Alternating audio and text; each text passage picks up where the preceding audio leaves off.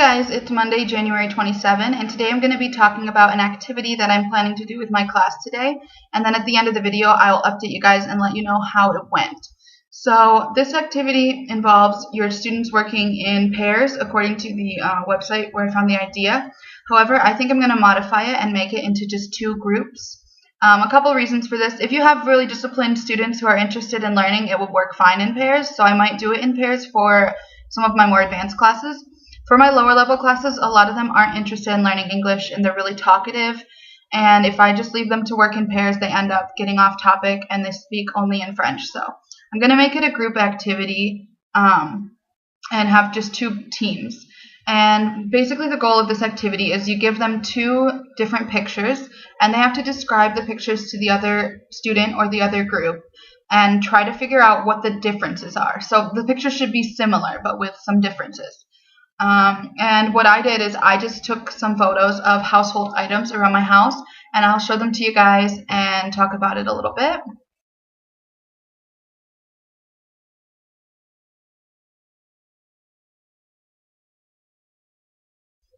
So this first set of photos that I just showed you, I have some things that are the same. So not everything is a difference, and then obviously some differences. So if you want to start with some really basic differences, just the number of items. So you'll see the toothbrush. There are two toothbrushes in one photo and only one in the other photo. That's a pretty easy thing for them to figure out, I think. Then you have some more complicated things, like the scissors in one photo are closed and one photo are open. So the students who see the one where they're closed, that might seem normal and they might just say there's a pair of scissors. The students who see them open might think it's a little more odd to see them just open, so they might mention that they're open. Another difference is in one photo you have a pair of glasses and the other is a pair of sunglasses. And another thing, you have a candle. In one photo the candle is lit and the other is not lit. And then finally you have the last difference is you have the Pikachu on different sides of the photo. So that might be a little more difficult for them to figure out if they just start naming the items. They might say, I have Pikachu, oh, I also have Pikachu, and they might move on. And so when they're trying to find that fifth difference, they're going to have a harder time figuring out what it is because they already think that there's no difference with the Pikachu. And then obviously I left the cactus and the cat cut out just as a constant, just to give them some other things to talk about, but where they won't find a difference.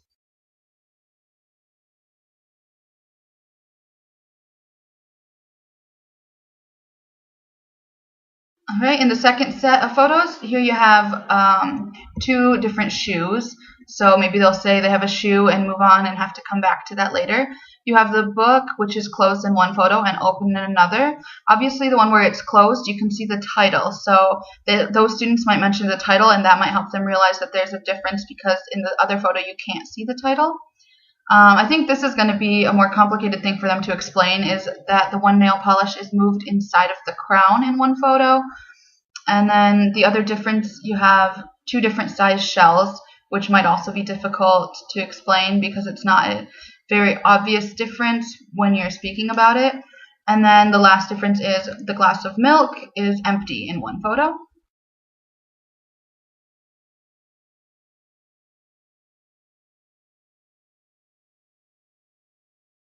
The last photos that I have, the first one you have a lamp, whereas the second one you have the flashlight.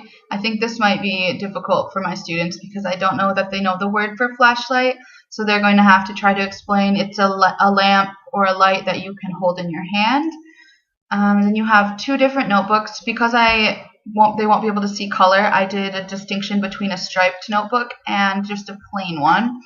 And so they'll be able to see that at least. And then you just have a difference in number for the markers.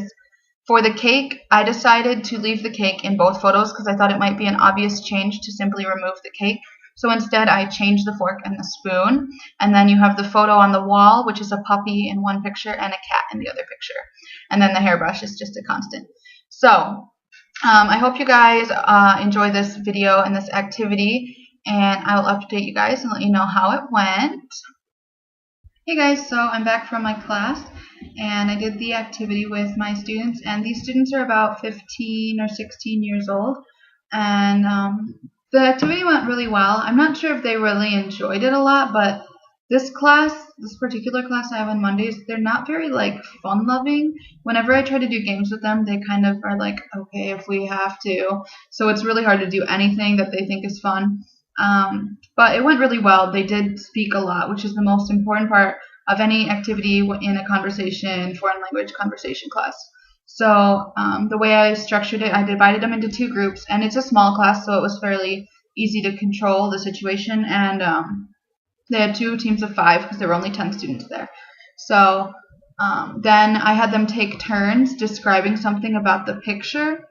And and it's best to alternate between the teams. So one student from team 1 would say, "Oh, there's a cat in the picture," and then a student from team 2 would confirm, "Yes, there's a cat in our picture as well."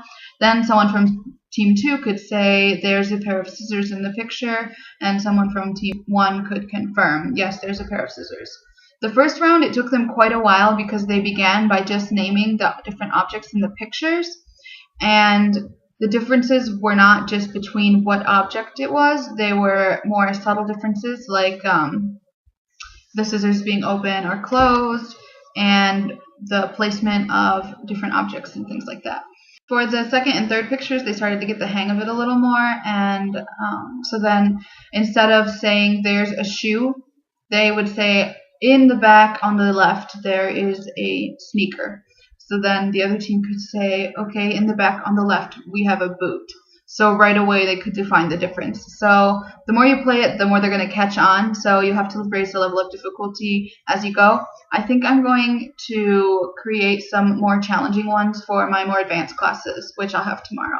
So yeah, I hope you guys enjoyed learning about this activity. I'll have a link to the website where I found the original activity in the description box if you want to check that out for any more ideas. And I will post links to the pictures as well if you'd like to use these images that I took in your classrooms, because there's nothing private in them or anything. They're just pictures of random objects around my house. So thank you guys so much for watching. I hope you have a great day. Please don't forget to like, comment, and subscribe if you liked this video. Thanks again. See you later. Bye.